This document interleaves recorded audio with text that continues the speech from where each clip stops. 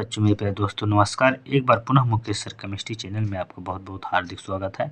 आज क्लास 12 का फिजिक्स पढ़ने वाले हैं, जो कि क्वेश्चन आज है स्वप्रेरण एवं आन्योन प्रेरण में अंतर लिखिए।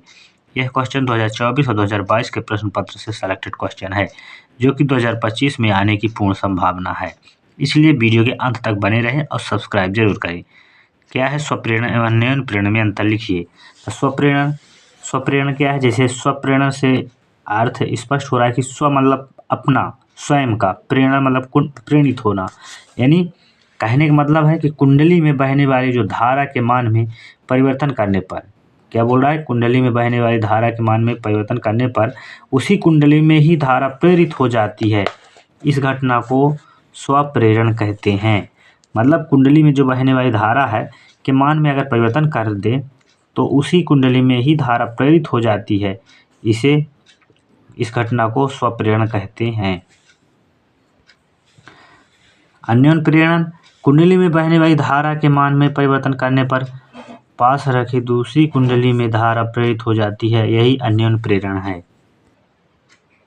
अन्योन प्रेरण क्या है? कुंडली में बहने वाली धारा के मान में परिवर्तन करने पर पास रखी दूसरी कुंडली में धारा प्रेरित हो जाती है, यही अन्योन प्रेरण है। मतलब कि अगर एक कुंडली में धारा बह रहे हैं तो पास में रखी दूसरी कुंडली में धारा प्रेरित हो जाती है, तो यह अन्योन प्रेरण कहते हैं। मतलब अन्योन प्रेरण का मतलब होता है कि दूसरी कुंडली में धारा प्रवाहित होने की वजह से उसका प्रभाव पहली कुंडली में धारा प्रवाहित करने से उसका प्रभाव दूसरी कुंडली में पड़ता है और वो प्रेरित हो जाता है। ठीक है ना? तो यही अन्योन प्रेरण कहलाता है। मतलब दूसरे, अन्योन मतलब दूसरे, अन्य से प्रेरित होकर के जो प्रेरणा हो, मतलब प्रेरित हो जाए, तो वही अन्योन प्रेरण है। ठीक है ना? इसमें दो कुंडली होता है अन्योन प्रेरण में।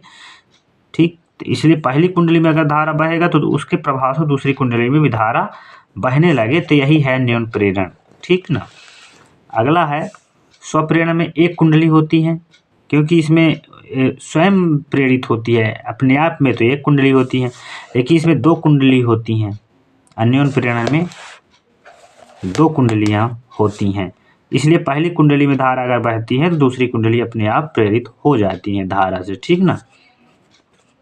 अगला नंबर है तीसरा और लास्ट, प्रेरित धारा जो है को प्रभावित करती है। प्रेरित धारा मुख्य धारा को प्रभावित करती है। स्वप्रेरण में क्या है? प्रेरित धारा जो है मुख्य धारा को प्रभावित करती है। ठीक है ना? लेकिन अन्योन प्रेरण में प्रेरित धारा दूसरी कुंडली में बहती है, अतः मुख्य धारा को प्रत्यक्ष प्रभावित नहीं करती है। मतलब ये मुख्य धारा को प्रत्यक्ष रूप से प्रभावित नहीं करती है। उसके वजह है कि प्रेरित धारा जो है दूसरी कुंडली में बहती है। ठीक है ना? प्रेरित धारा दूसरी कुंडली में बहती है, इसलिए मुख्य धारा को प्रत्यक्षतः प्रभावित नहीं करती है अन्योन प्रेरण में।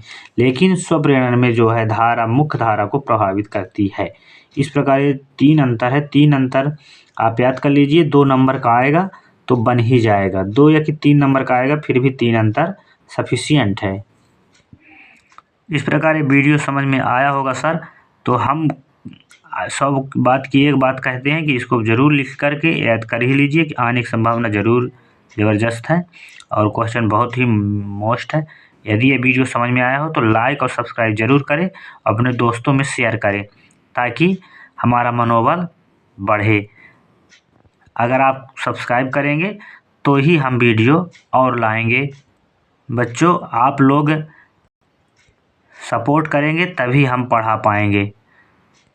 बात करने के लिए थैंक यू।